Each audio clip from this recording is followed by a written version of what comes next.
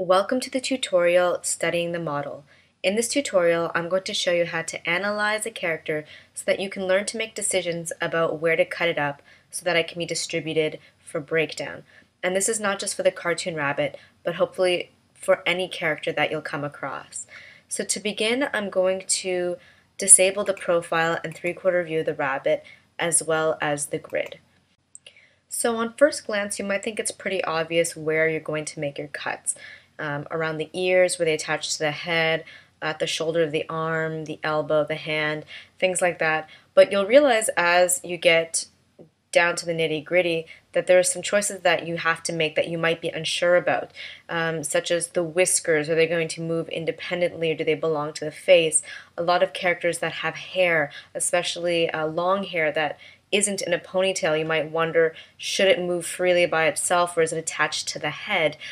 Decisions like this. So I'm going to help you along with that so that you make good choices when you decide to cut your character apart. So I'm just going to zoom in a little here and take a look at the face. So the eyes in particular are a tricky area to cut up because you're going to want movement in the eyes. So clearly it can't remain as a flat object of just what you see here.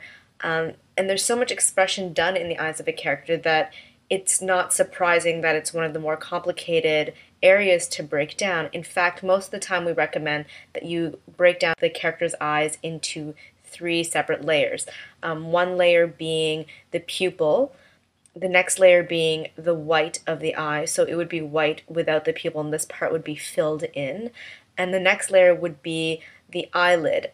In this case, you don't see an eyelid, but what you would do is cut around the eye, so this yellow skin or fur around the eye, and this white area would actually be hollow. And then the pupil would sit on top, but could pass behind the eyelid, this yellow skin, but in front of the white of the eye. And I'll actually do all this for you so you'll see for yourself exactly what I mean. Somewhere along the line, you're also going to probably draw several different eye shapes, and the eyelids perhaps half closed or fully closed for when the character blinks. So all of those will be on the layer where you see the eyelid or the outer ring of yellow with the hollow fill. If you happen to have a character in the three-quarter view, ours is okay. If you recall, I'll show you quickly. This is not too bad, but some characters have kind of goggly eyes where they extend beyond the side of the face. That's a pretty special case. A frog would be an example. The eyes often sit on top, like a hippo. There's a few animal characters where that might occur.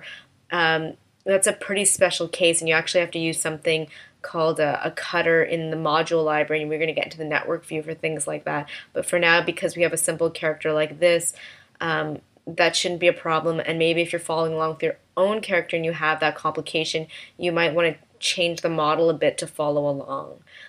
I'm just going to go back to the front view and actually zoom out again.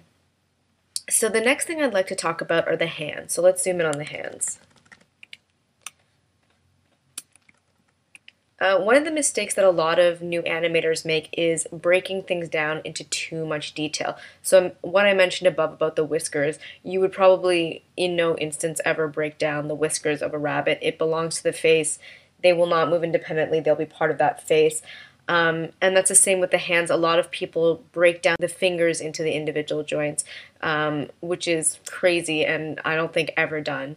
You always draw the hands as is, and what you do to create expression and movements in the hand is to actually draw several hand sets in different gestures and poses, and then later on you'll do drawing replacements or drawing swaps so that you can actually have a variety of different hand movements as you're animating. So one thing to keep intact is definitely the hands. The next thing I want to talk about is flipping logos. So we don't actually have any type of a logo here. It's actually best seen once again in the three-quarter view. So as I mentioned before, generally there are 5 views that you would have drawn. The front, profile, three-quarter back, and back views. And these 5 drawings actually essentially give you a 180-degree turn. But when you think about it, you need the other 180 degrees so that each pose, except for the back and front, obviously has its opposite. So you would see this three-quarter rabbit facing the left and then also facing the right. And to do this generally, I'll show you this when we animate, you attach your character to a peg and you flip the entire peg. But then if you think about it, if there's any type of writing or a logo on the character's clothing, such as say the S for Superman on his chest, and then you flip the drawing, the S would then get flipped backwards. Or you would be reading it backwards on his chest. So to avoid this type of problem and so that you have the flexibility of flipping your character around, it's recommended that you remove any logo or writing that cannot be mirrored properly on a separate layer. The last thing I'd like you to think about is your character in terms of overlap. And what I mean by that is that when you're going to cut out your character, you're not going to make blunt or severe cuts where appendages meet the body, such as the tail, the legs. You're really going to create an overlap so that if the appendage moves, that you won't see any type of a gap. And so when you see your character like this, you really have to think in those terms. You have to see right away that this tail is going to extend beyond, and you're going to create sort of a knobber around it, and that'll be tucked behind the character's robe. And so you have to really think about your character in those terms. And once again, I'm going to show you how to do all of this in the following tutorials. So that's pretty much it for studying the model. Stay tuned for the next tutorial, Breakdown Setup.